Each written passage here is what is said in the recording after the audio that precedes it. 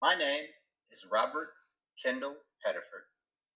I am the founder and president of Mimi's Brands, the author of Mac and Cheese, Set Yourself Free, Healing Through Entrepreneurship, and I'm currently preparing to begin a doctoral program in leadership where I intend to continue the formal study of the framework at the center of everything I do, the law of internal order. This is my Better World Project presentation. The title of my project is Better Me, a personal application of the law of internal order. I want to start there with the title because it tells you everything about the intention behind this project. This was not an exercise I completed for a course. This was a decision to take the central argument of my own manuscript and apply it to my actual life with real accountability, real structure, and real consequences if I failed to follow through. The law of internal order holds that external success can only be sustained when internal alignment precedes scale. I have written about that principle, I have spoken about it, I have built a business around it. This project asks me a harder question. Am I living it? This is what I set out to answer. My project was organized around 5 dimensions: physical development, intellectual pursuits, emotional care, ethics, and service to others. My physical commitment was to work out a minimum of 4 times per week. My intellectual commitment was to bring Mac and Cheese, Set Yourself Free, all the way through to formal submission with literary agents and publishers. My emotional commitment was monthly therapy and at least 5 meditation sessions per week. My ethical commitment was a monthly personal ethics review, honest, documented examination of where my actions aligned with my values and where they did not.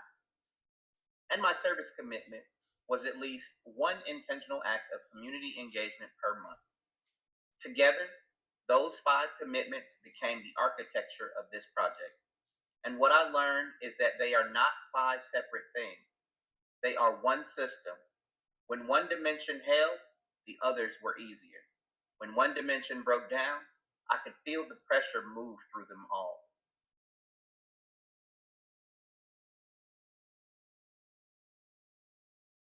Major milestones. The first milestone was completing the manuscript. Mac and Cheese reached its final draft during this project period. That is not a small statement. This book has been in process for years, through the founding of a business, through a legal dispute, through a financial crisis, through seasons of pressure that would have justified setting it down. But I did not set it down. I finished it. The second milestone was launching my formal submissions. Query letters and full proposals went out to literary agents and acquisitions editors. The manuscript moved from a private document into a public pursuit. Bringing something you built in private into a space where others will evaluate it requires a specific kind of courage. And completing that step was a milestone I do not take lightly. The third milestone was establishing consistent emotional care. For the first time in my adult life, I treated emotional maintenance as a non-negotiable commitment rather than something I got to do when the schedule allowed. Monthly therapy held, weekly meditation held, and what I discovered is that those practices did not slow me down. They made everything else more sustainable. The fourth milestone was deepening my service commitment.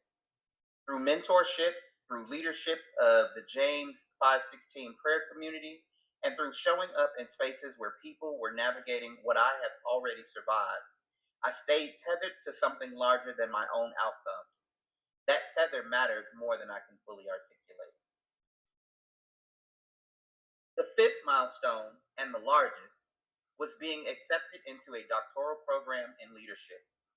I will be pursuing my Ed.D. with the specific intention of continuing the formal academic study of the law of internal order. What began as a personal framework developed into a manuscript and lived through this project will now be subjected to research level rigor. I want to know not just that it works, I want to know why it works, how it can be measured, and how it can serve leaders beyond my own story.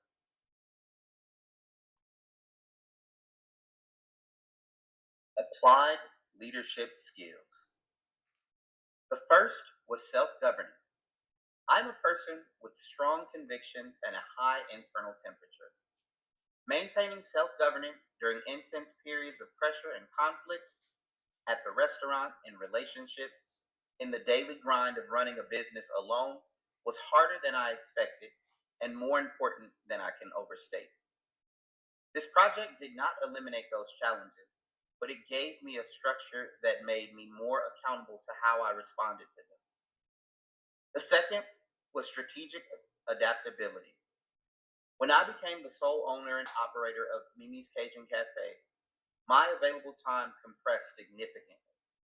What I discovered, however, is that sole ownership also gave me complete authority over my schedule. I restructured the restaurant's hours of operation to protect time for writing, for therapy, and for community engagement. I turned the constraints into strategic decision. That is not a scheduling trick, that is a leadership skill. The third was integrity under pressure. The monthly ethics review were the most uncomfortable parts of this entire project. Sitting down once a month and honestly identifying where my actions had drifted from my stated values without rationalization, without excuse, required a level of self honesty that is easy to avoid when no one is requiring it of you. Leadership is not tested in comfortable moments, it is tested in moments when no one is watching, and it would be easy to just let something slide. Now I'd like to take a moment to analyze this project through three frameworks: the SWOT analysis, the Johari Window, and the Kolb Model. Starting with the SWOT, my greatest strength in this project was completing the manuscript and earning acceptance into the doctoral program. Those two outcomes represent the intellectual dimension of this project firing at its highest level. My greatest weakness was physical consistency. Gym attendance was the first thing to compress when the restaurant demanded more. My most significant opportunity was discovering that sole ownership, which I initially experienced as a burden, was actually leverage. When I took full control of my schedule, I found time that I did not believe existed. And the greatest threat was the cumulative weight of running a business alone, the reduction in available time, and the internal pressure of carrying everything tested my self governance at every turn.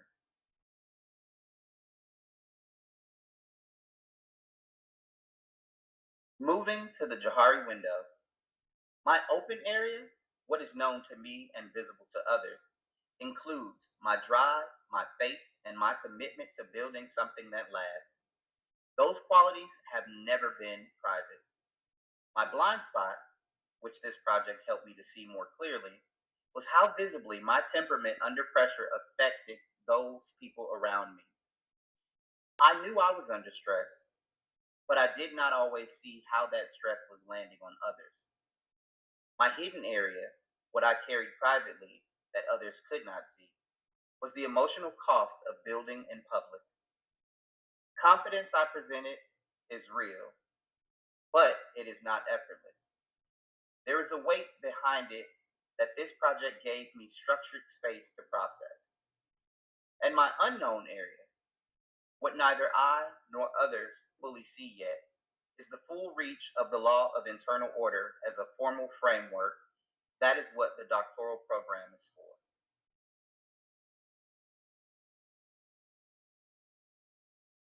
And finally, Kolb Model. My concrete experience was the daily reality of this project: running a ghost kitchen alone, writing a book, navigating conflict, maintaining 5 intentional life practices simultaneously. My reflective observation happened in therapy, in the ethics reviews, and in the meditation practice. Structured moments where I examined what my experiences were producing in me.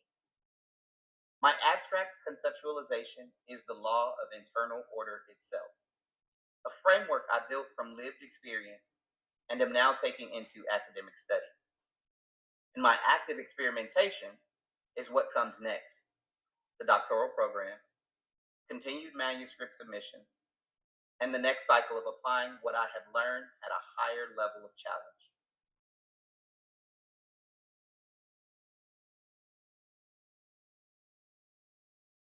These images represent the real work that went into this project. This project pushed me further than I anticipated going and landed me into my doctoral program at LSU. The goal was simple: stop writing about internal alignment and start living it.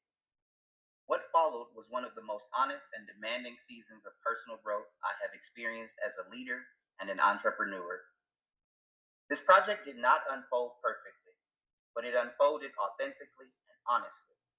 And that's exactly what the law of internal order requires.